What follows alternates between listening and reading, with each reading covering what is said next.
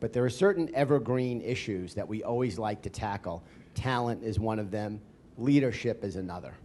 And if you had to really summarize what Advertising Week is all about, it's about paving and leading the way forward.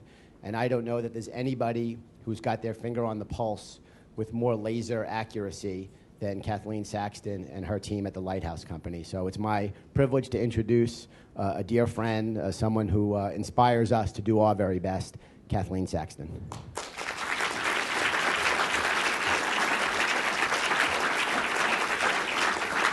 Wow, what an introduction. Thank you, Matt. I really do appreciate that very much. And good afternoon to all of you. It's wonderful to see the room so full. I'm glad that finally we're beginning to think about ourselves and leadership, and actually that's just as prevalent and as popular as social media and everything else. We're very excited at the Lighthouse Company to bring you this provocative session this afternoon for the first ever Advertising Week Europe. And it is our very best intention that over the next 50 minutes, we will leave you with a new perspective on you as a leader and those around you working in your organisations. What you will hear today might shock and perhaps comfort some of you, but our aim is that you will leave better equipped to recognise certain personality traits both within yourself and within others, and for you to confidently and purposely navigate around the politics within your office while you move forward through your career. Now, as many of you all know, the Lighthouse Company, we spend many of our waking hours, and indeed quite a few sleepless nights, seeking, discovering and representing the very best leadership talent within the media industry. As a team, both here and now in New York, we are continually curious about the human condition, fascinated by human behaviour and hell-bent on representing the very best human capital. And many of you, thankfully, are in the room today at BAFTA, so thank you. Our psychological approach to interviewing is now well known and well documented, and our in-depth profiling of emotional humans within is something that has set us apart in the headhunting world, I think, in the last 4 years. We are not interested in the polished interview techniques or the clever, rehearsed CV-based responses, but instead what lies within, just a glimpse of your human soul. How was your early life? What has shaped you emotionally? What really drives you? What are you like when life does not go your way? What brings you deep joy? And what has really brought you to sit in front of us, one of our team, on that particular day? Our team at the Lighthouse interview on average 3,000 individuals for leadership roles every year. So as you can imagine, that means thousands of hours spent observing, listening and translating the real stories and motivations within people like you. We are fascinated by your journeys to date, your current successes and your ambitions for the future. And as we consider you as the leader you are or the leader you're inspiring to be, we look for the traits that may indicate to us that you are ready for the next adventure in your career. Leadership is an incredible force, and in fact, in the latest annual Lighthouse Company New World Talent Survey, the results showed that the number one reason senior people now move companies in 2012 last year was because of who the company was led by. It's powerful stuff. Further, when we asked our respondents to list the best leaders within the industry, they named fearless, rebellious, charismatic and independently minded people. They aspire to have these qualities, and at the Lighthouse there are times when we actively seek these traits too. Naturally, you also share with us your frustrations in how leaders around you can display the less attractive habits of being selfish and aloof and self-important and reckless. At times, you cite your boss as being Machiavellian and at best sometimes a psychopath at worst. What is always fascinating to us is that candidates often proudly recognise their ability to charm, but claim that others are manipulative, when in fact both can be required in leadership. It's just that one is more palatable than the other. What is also incredibly interesting are both the charmer and the manipulator are actually sitting in the very same pair of shoes in front of us. We continue to be fascinated by these exchanges, and we continue to attempt to pioneer in interview techniques and consultancy board work by seeking experts who can calibrate and collaborate with the Lighthouse to offer a wider view on the human mind. It is during the search for these expert partners that we have met two extraordinary men who will deliver just some of their perspective for you today. Kevin Dutton is a research psychologist and honorary affiliated member of the Kaliva Research Centre for Evolution and Human Sciences, Magdalen College, University of Oxford. His books include Flipnosis, The Art of Split-Second Persuasion, and The Wisdom of Psychopaths, Lessons in Life from Saints, Spies and Serial Killers.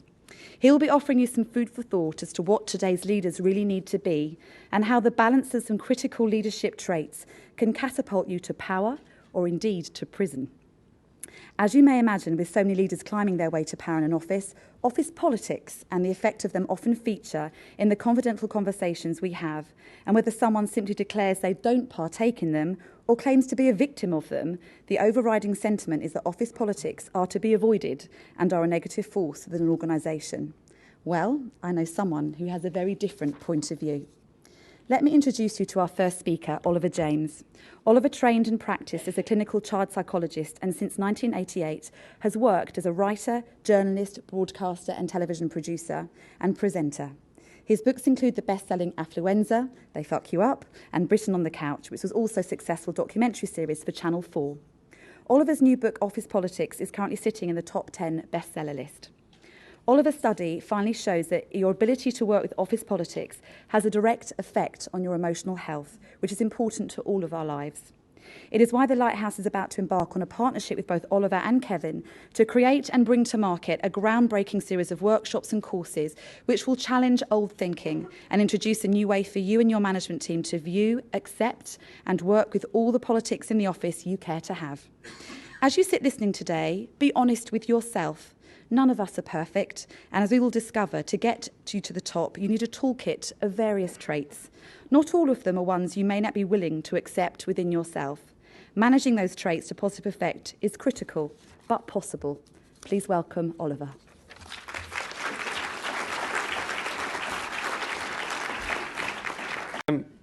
Now, I realise that this is a room full of savvy guys and gals sceptical that pointy heads like us have really got anything to say to you that you don't already know. And you're wondering what we're selling apart from our books. And, we've got some shtick about leaders, but, what can we tell you about that? We aren't leaders ourselves. And I also realise you fear we're probably going to sound like, I think it's always a problem with psychologists, we sound like priests in the pulpit, selling goody two-shoes stuff, be nice to your kids, don't forget the Valentine's Day card, eat raw beetroot, do lots of yoga, blah, blah, blah. Well, believe it or not, I hope what we have to say, it is actually going to help you get ahead, become a leader if you're not already one, and, as the Americans put it, become a winner, and will leave your spiritual and nutritional development to other people. My starting point is actually Sir John Harvey Jones, the very sweet guy, actually, who was the chairman of ICI and did Troubleshooter, that TV series.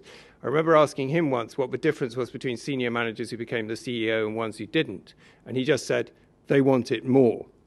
And in most cases, the evidence shows that they want it more because they experienced childhood adversity.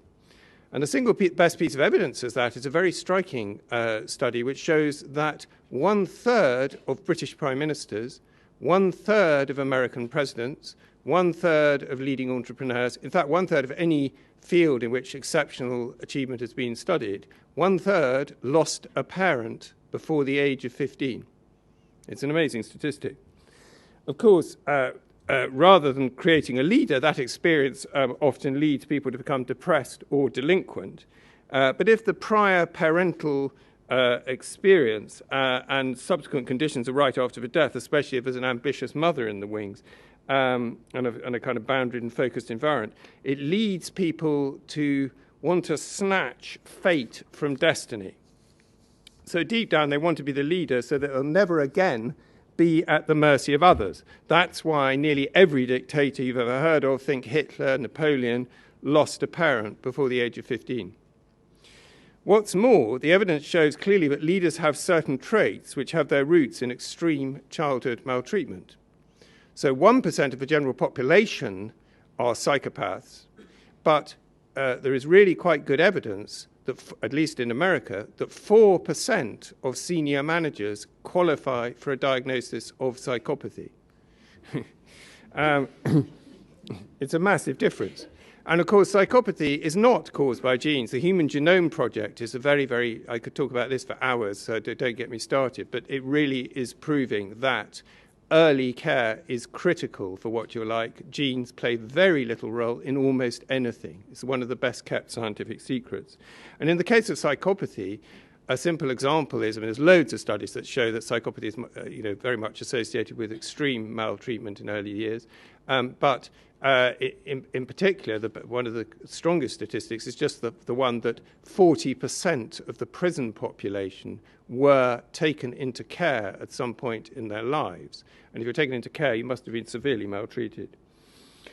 Of course, the vast majority of psychopaths are not in prison. In this country, there are about 600,000 psychopaths, but only 20,000 of them are incarcerated, and that leaves most of them at large. And some of them, for all we know, are sitting in this room. Psychopathy is part of what's called the dark triad of traits. This is a new scientific literature which I think is of particular interest to everyone. The psychopathy is, broadly speaking, I'm sure we know what we mean by it, but coldness, ruthlessness, lack of empathy, amoral, conscienceless, to put it very crudely. Kevin will give you much more detail.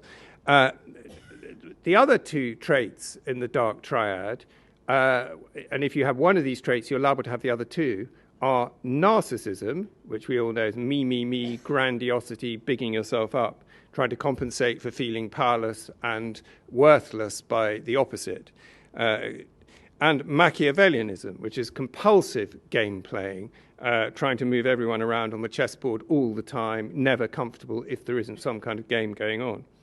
Now, if you have one of those traits, you're very liable to have the other two, and they are commoner in senior managers, narcissism and Machiavellianism, as well as psychopathy. So in a study of senior managers, they were more likely to be narcissists, not only than inmates in a normal mental hospital, but than convicted violent criminals. Senior managers also much more likely to be Machiavells than junior employees, although they're obviously usually a lot better at it than David Brent. But thus, so far, I've been talking about the extremes. In fact, as Kevin will explain, the psychology of leaders is much more interesting than simply writing them off as power-crazed loons. All of us are on a spectrum of the triadic traits, all of us. And this provides vital practical implications for how talent should be identified and managed. What we call thespionage, ferreting out the optimal, authentic personae for each individual.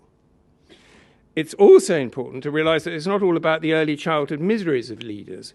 We're not really interested in that way of thinking at all about triadic traits. We're not interested in pathologizing. And also, you have to understand it's all about context, which traits work in what context, the wider context of what kind of profession you're in. And I suspect you'll be interested in the story I can now tell you. Back in the early 90s, when Tony Blair was just a harmless-looking shadow secretary for energy, and shortly before Oasis and Pulp produced the last CD that anyone over 50 can remember buying, I gave a lecture to BBC senior management on taste and decency. Now, my strategy was to try and find a way to make them feel I had defiled their sense of what was tasteful and decent. You can think that's quite a challenge, so that they'd know what it was like for their viewers when they did it.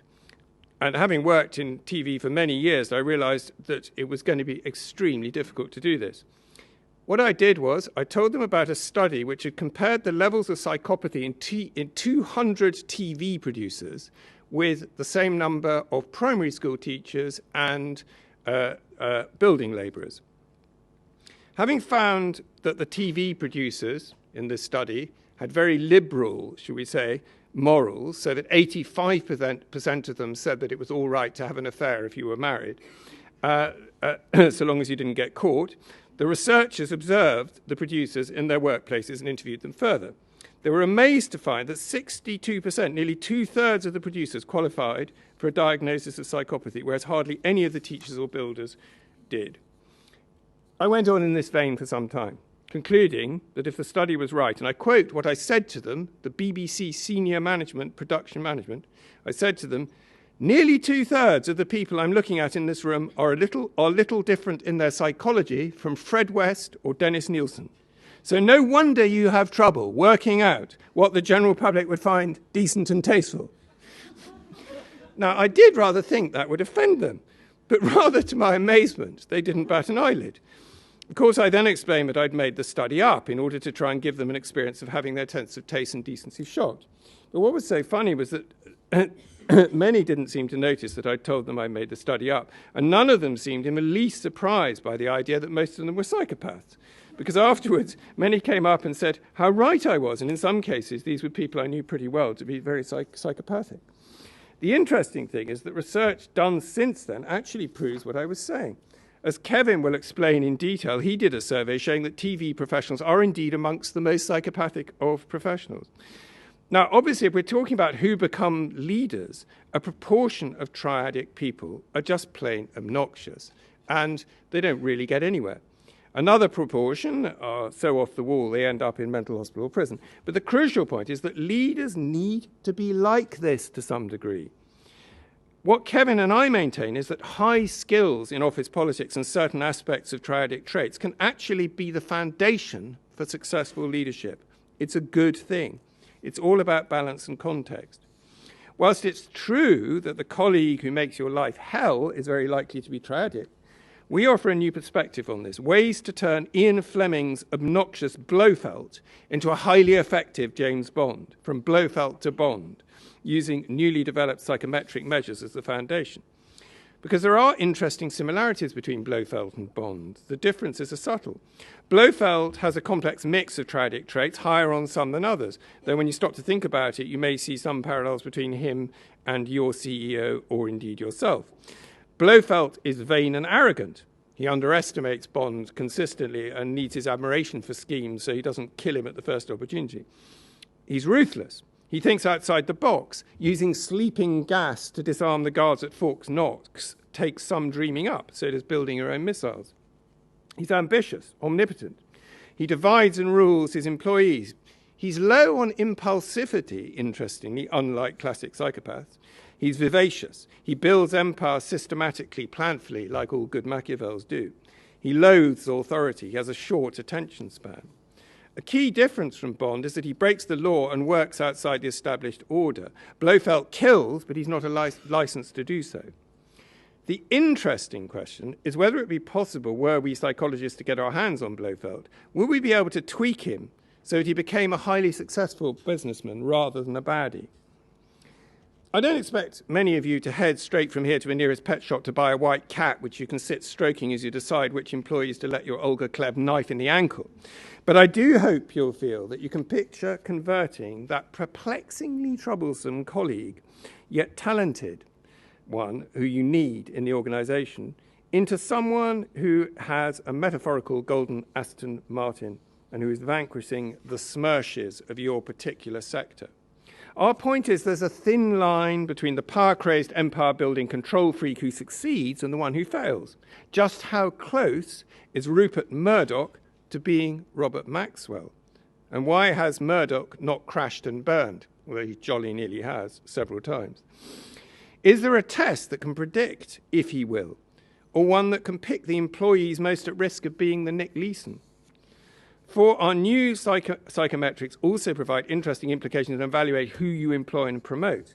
Key traits for leaders are ruthlessness, charm, tight focus, mental toughness, mindfulness of self and others, willingness to act decisively, and capacity to think outside the box. Now, there's a big overlap between all those traits, being good at office politics, being a leader, and being triadic. The key is the precise mix. And using the new tests we've developed, it's possible to identify how much a person has those different traits, and then to offer assistance in remixing those traits to get a better balance, to try and get from Blofeld to Bond. But let me pass you now over to Kevin. He can explain this in more detail.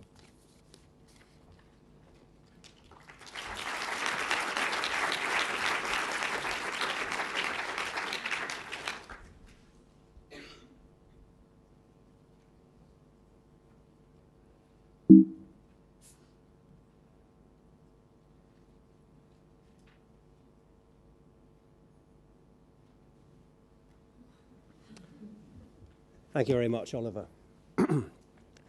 A local charity suddenly realises that they've never received a donation from the town's most prosperous CEO. So one day the chief fundraiser decides to call on him in person in his penthouse to see if she can get him to contribute.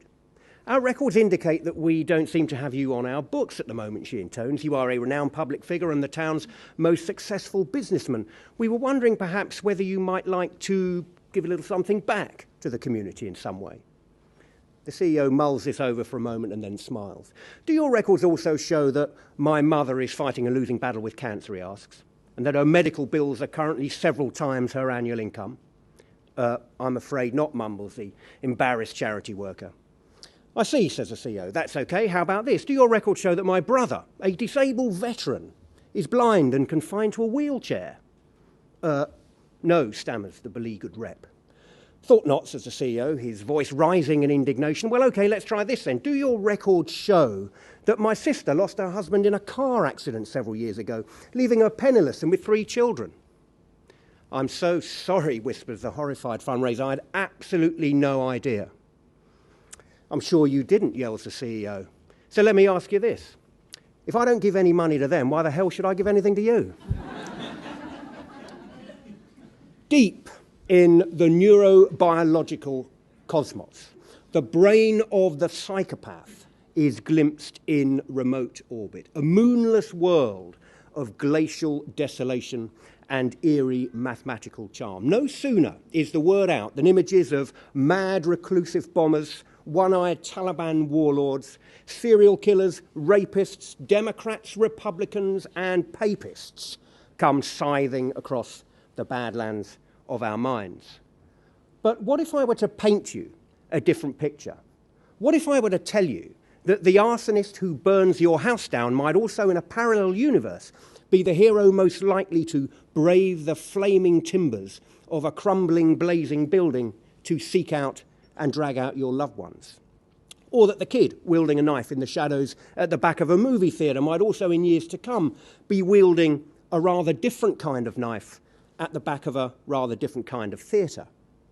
Or that the super-cooled financial assassin, the shadowy ambassador of charm whose mentholated morals and lightning sleight of mind robbed you blind of your entire life savings, might also, were he to put his own mind to it, be the person most likely to save your business from going under. Now, claims like these stretch credulity to the limit, and yet they're true. Unlike their box office counterparts, not all psychopaths are violent. Far from it, in fact. Merciless and fearless, maybe, but violence is on a different neural freeway, one which sometimes has an interchange with psychopathy, but which just as often passes overhead.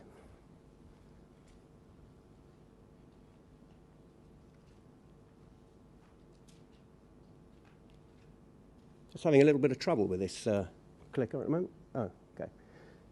To see what I mean, take a look at the following simple grid. Let's start top right and work our way clockwise. Let's say that you are a psychopath, that you get a poor start in life, that you are low in intelligence, and that you are also dispositionally violent.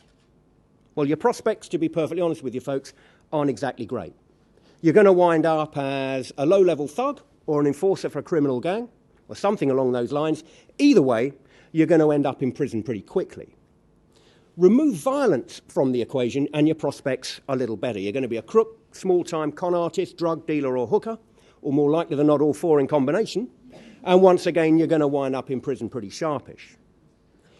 But now let's say that you're a psychopath, that you are not naturally violent, that you get a good start in life, and that you are intelligent. Now, as the famous Reuters headline once put it, you're more likely going to make a killing in the market than anywhere else.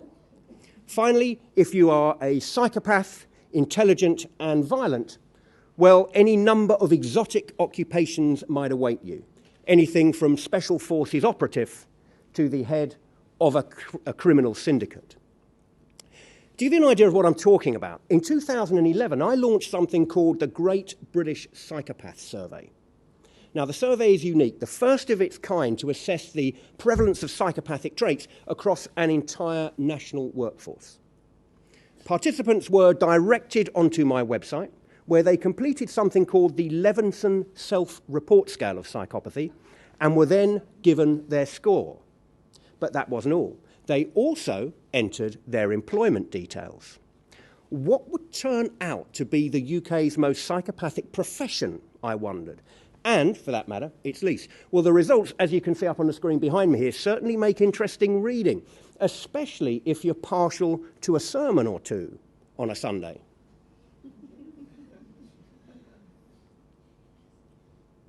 The irony is plain as day.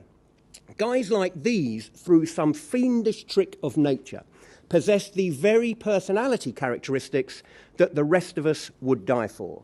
Indeed, that some who've fallen under the spell of psychopaths have died for. They possess immense poise under pressure, their refrigerated hearts barely skipping a beat under conditions of even the gravest danger. They are charming, charismatic, confident, ruthless, and remorseless. So, having heard all that, do you think you might actually know one? Indeed, might you be one yourself? So what we're going to do, we're going to find out if we've got any people high on the psychopathic spectrum here in the audience this afternoon. I've got a little questionnaire here, which I'm going to read out the questions, and you can score this on a piece of paper or on your phones or in your heads. It doesn't take long. At the top, you can see a little scoring key, ranging from 0 on the left, strongly agree, going through 1 disagree, 2 agree, and 3 strongly agree. And I'm going to read these statements out to you, and you have to ascribe yourself a score according to how well you think these statements pertain or fit you, okay? So let's start off with number 1.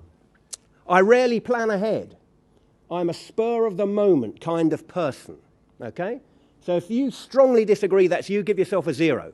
If you strongly agree, that's you, give yourself a 3, and 1 and 2 in between. What we're going to do, we're going to have a total at the end of these 11, so keep a total in your head as you go along.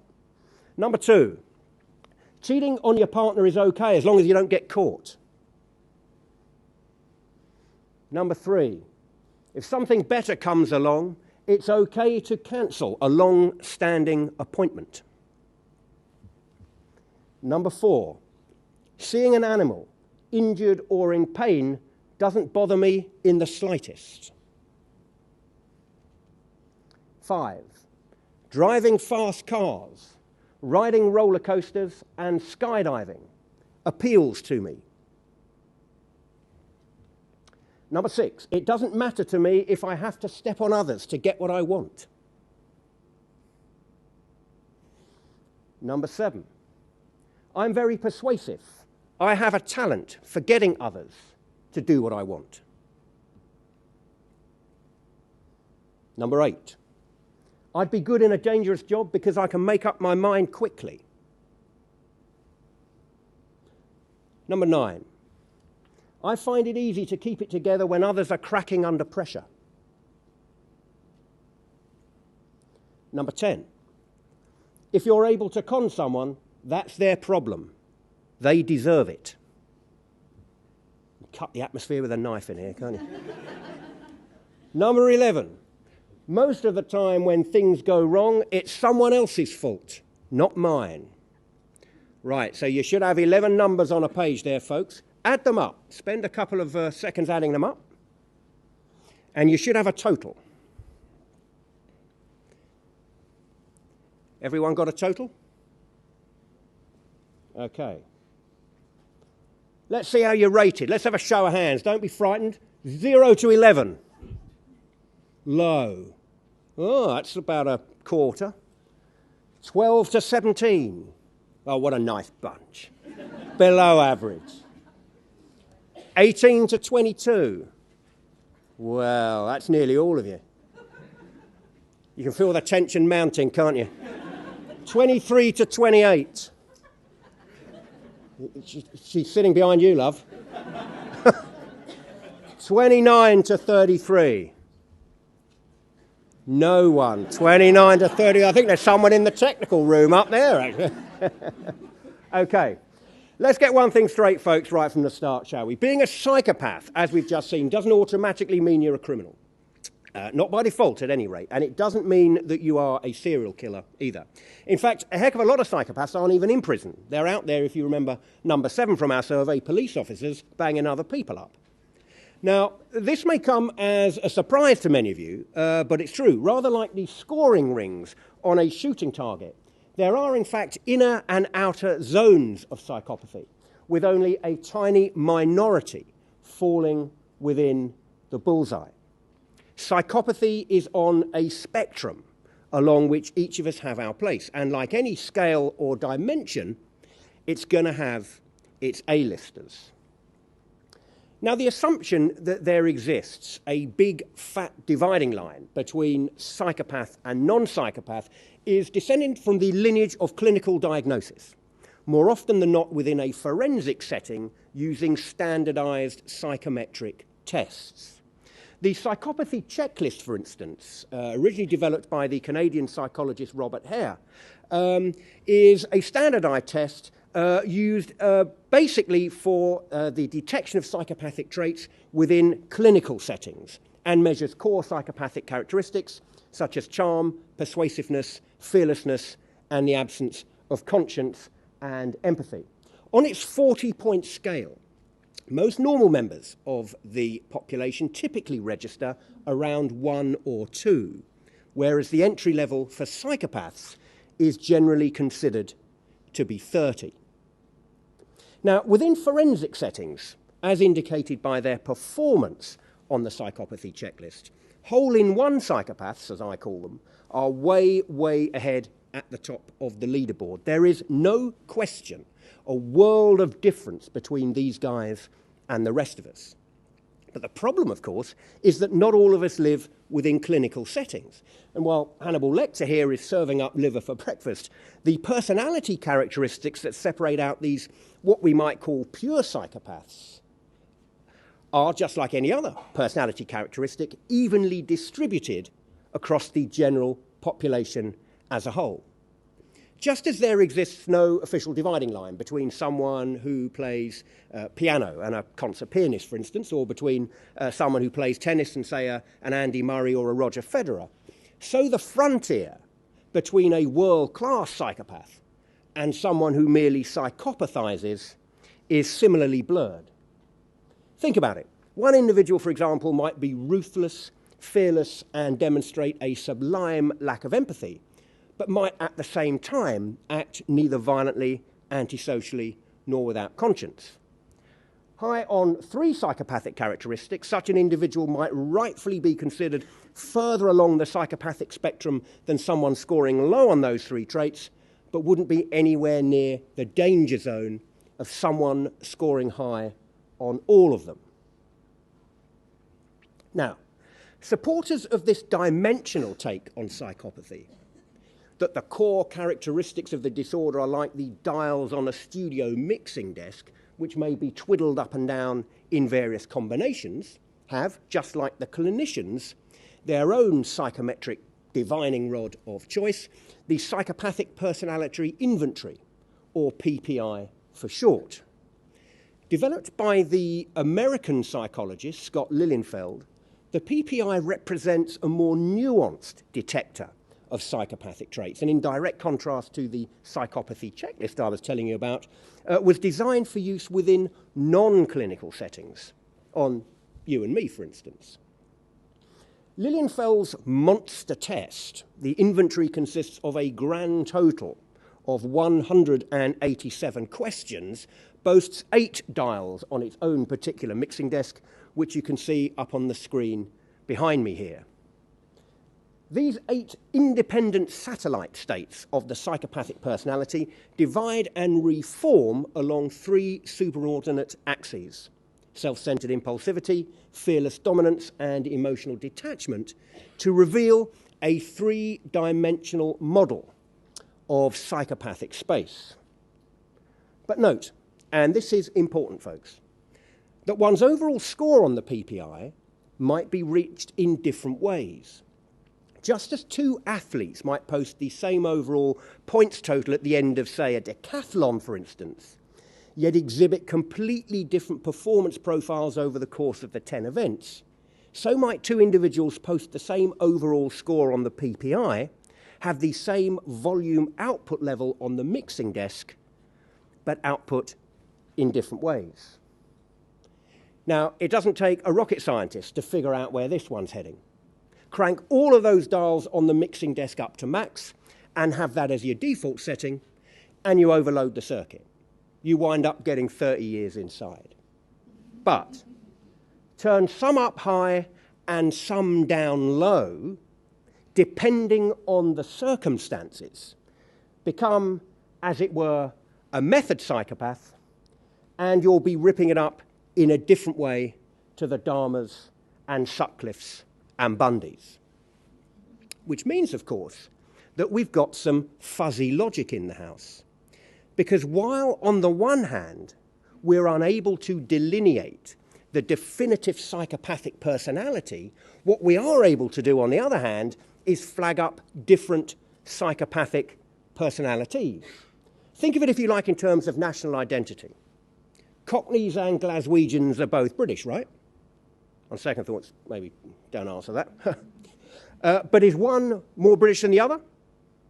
Which begs, of course, an even more fundamental question. Of these myriad psychopathic multiverses, might there actually be one with the optimal conditions for success? Might there be a winning variety?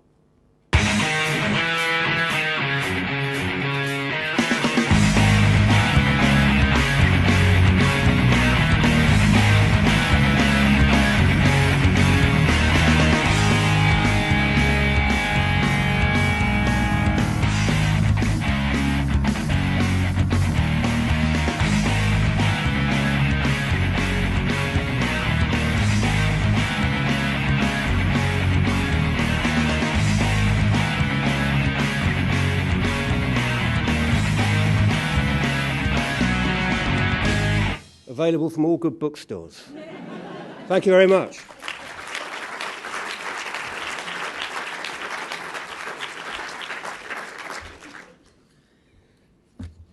Now, what I want to quickly do in the time remaining is to relate all that to the idea of office politics and leadership, and creating in particular non-toxic, emotionally healthy office cultures.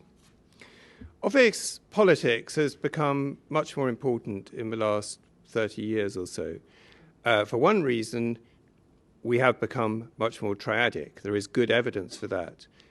It is true that it's mostly American, but in the UK too, we are definitely much more liable, without being fully triadic, as Kevin suggested with his dials, we are higher on the triadic settings. But the main other reason that it's got more office political around us is, of course, that we mostly work in service sectors. There was a time where a lot of people worked in manufacturing, only 11% do now. Back in the day, you'd produce 100 widgets a day, you get paid a certain amount per widget, and it was completely transparent. Now it's far less clear. There are no objective metrics. The perception of what you've done, how it's represented to your boss and your peers, has become vastly more significant in terms of what pay you get and whether you're promoted. Think of how you got where you are today. Taking credit for what wasn't yours, passing blame to others, certainly in the television profession, is extremely common. Spotting others doing that becomes extremely important if you want to protect yourself. And of course, all this explains why we all know that talented person who does never seem to get as far as they should. They simply lack the office political skills. First in school, last in life. That's what's really behind that statement. The definition of office politics is fairly straightforward and simple, and I'm not going to dwell on it in great detail. The first characteristic, which is probably the most important, is astuteness. So you need to be able to read other people, and you need to be able to read yourself, and you need to be able to read your organisation. You then bring this astuteness to bear in the second defining characteristic, which is effectiveness, which is what we normally think of with that word, office politics. That's about using the right tactics on the right person at the right moment. And for that, of course, you need a lot of astuteness. You also need to know what tactics there are, and it's usually a combination of tactics if you're trying to get a pay raise or trying to make a deal with someone. Above all, I try to explain in some detail in my book that performance is incredibly important. Actually, acting is incredibly important. We're all acting. I'm acting now. The other defining features of office politics are networking, which all of us try to do, but some of us don't do as well as we should or as much as we should. And the only subtlety in this scientific literature, which is the appearance of sincerity. Now, it's remarkable how shy and coy we are about our office political activity. I interviewed about 50 people, and it was, I've interviewed people about the most personal aspects of their lives, sex, you name it, and people have been quite happy to spill the beans. But actually, I found it very difficult to get people to really describe what they get up to in their office political lives. Pious people who maintain they never lie are lying to themselves. 1 in 5 communications in offices are, in fact, containing an untruth. I'm not going to try and explain to you the arts of office politics in any great detail. There isn't time for that today. But what I'm trying to really make you aware of is that you have nothing to feel guilty about or shifty about.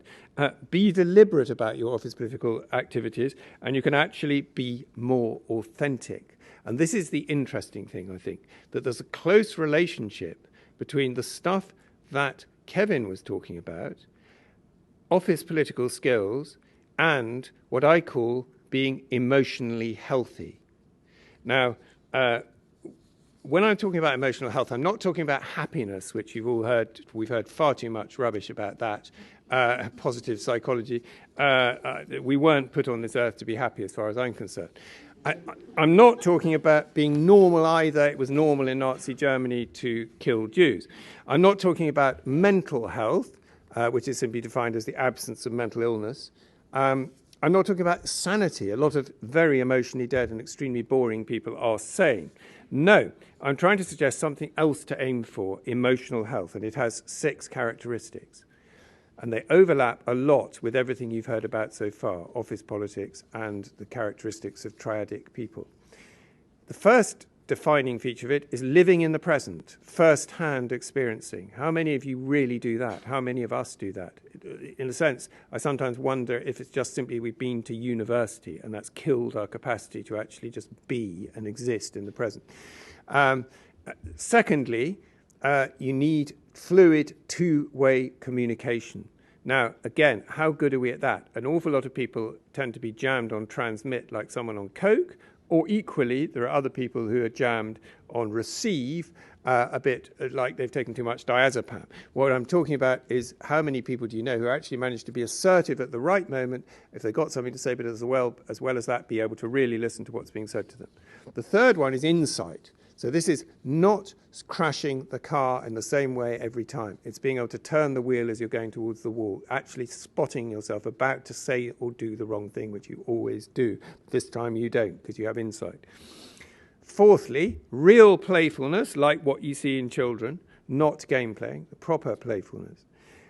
Fifthly, vivacity. Sixthly, authenticity, as opposed to sincerity. Authenticity is real and true. Sincerity is simply feeling something strongly. Tony Blair said he invaded Iraq because he felt it was the right thing to do. Sorry, Tony, that's American talk. We're British, Tony.